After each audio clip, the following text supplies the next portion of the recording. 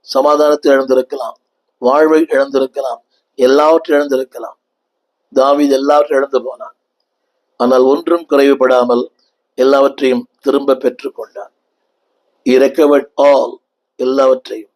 என்னை கேட்டுக்கொண்டு காண்பது பிள்ளையே, யூ கேன் ரெக்கவர் ஆல். நீயும் எல்லாவற்றையும் பெற முடியும். ஏனென்றால் எல்லாவற்றையும் எல்லாவற்றாலும் நிரப்புகிற கர்த்தர் உன்னோடு கூட இருக்கிறார். முதல் குறிப்பு, when you are weak, he strengthens you.